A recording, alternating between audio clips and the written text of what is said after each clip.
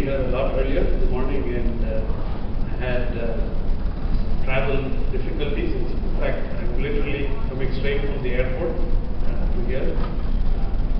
Apologies, I would have loved to interact with you to listen more of what was spoken earlier, but I hope in the limited time that we have between now and the end of the day, I can interact with as many of you as possible. So I'm going to keep it very short. I have about 4 or 5 slides. I'm going to talk about the importance of standards and certifications. And I just wanted to start out with a little bit about myself. I currently run a company called BQ Global Solutions that offers supply chain advisory and services. It's based in Chennai. In addition, I'm also the director at the Institute of Supply Management, ISM India.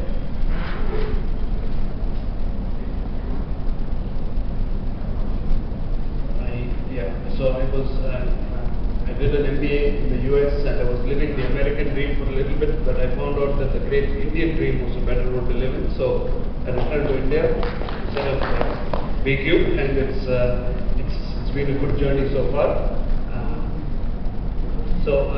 In the past,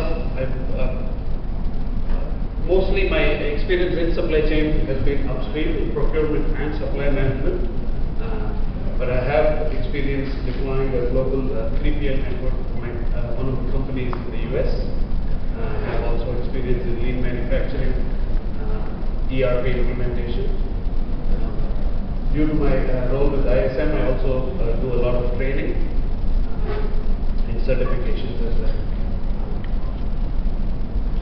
So, when we come to risk management, I think in order to understand what roles certifying bodies and standard setting organizations can do, it is important that we understand what is risk, because with the way the global economy and the way companies are run now, increasingly what is risk is something that is constantly changing. So all of this is already something that you may already know, but this is I'm just going to rush through this because this will set the stage for what I'm going to be talking about.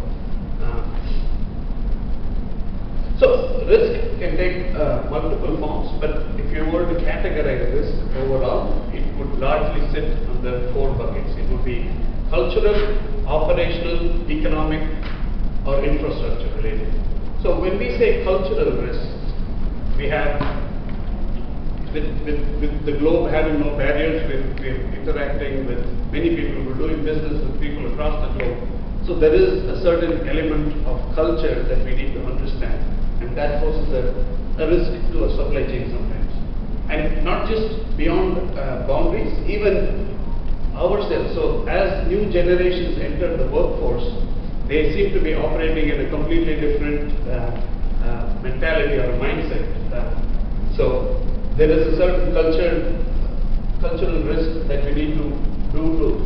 For example, if there is a youngster that is entering the workforce, organizations need to be culturally able to adapt, or not just adapt, but involve them through the process as well, because the youngsters of today seem to operate very differently. I consider myself a youngster too. Operational risk. When you go to operational risk, it's either external or internal. Certain times you're in control, you're in greater control of the risk, but more often than not, it's external to you, and you're forced to adapt, change your strategy to the risk that is imposed upon you.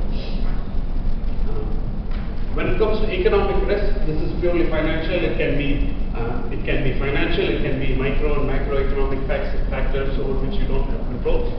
Infrastructure related is mostly when you get to ports, the capacity of the ports, the roadways, and whatnot. But as we understand this risk that can take this many forms, we should also, when we are as an organization trying to evaluate risk that is to us, it is imperative that we view it across the value chain, not just limited to ourselves, but include all the players that add value to the supply chain at each level, and you view risk as a whole. And when it comes to evaluating or understanding risk, the size and maturity of an organization and the industry and the geography in which it operates will drive what type of risk they're exposed to. Largely it will be these four, but it can be in multiple varying percentages. And it is important as an entity that is part of a value chain or a supply chain that you view risk as being shared by all the entities and not just one alone.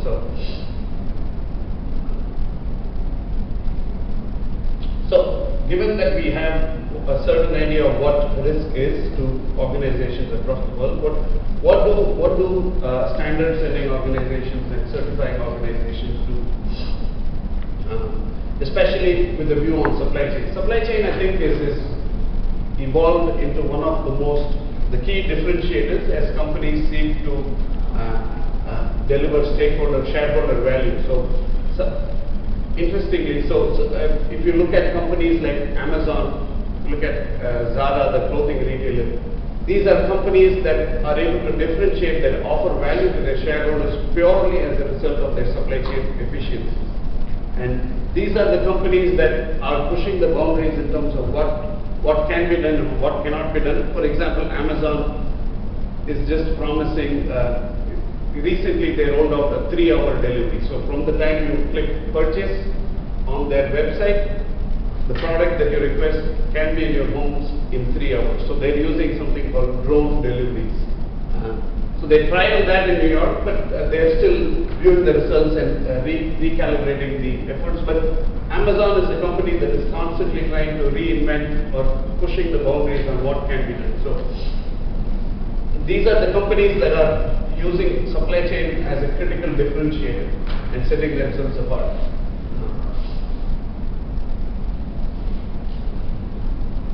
So, as this was a debate that I was having with a friend of mine recently, as I tried to think of what is the importance of standard setting, or what is the importance of organizations that certify. Now, when we were all, I guess, always when certain things are imposed upon us, we always resist towards certain things. Even when I was a young kid, my mom used to say, you have to prepare for your exam. My first reaction would be to not study, right? And that is very human. And that is the same way most organizations would also tend to feel. But if for example, if for an economy to grow, a completely deregulated environment with minimal interference from external bodies, with minimal rules, is what is going to drive growth. However, it can also lead to a lot of other things like corruption, monopolies. There are certain powerful entities that can take the system, play the system, and as a result, it would lead to lopsided growth and distribution of resources. So while deregulation has its certain benefits, there is a need for rules and regulations, and that's where I think standard setting organizations come in. However, bear in mind that when you aspire towards a particular standard, that shouldn't be the end goal in itself. Attitude is very important in that companies should always try to be the best they can be. For example, if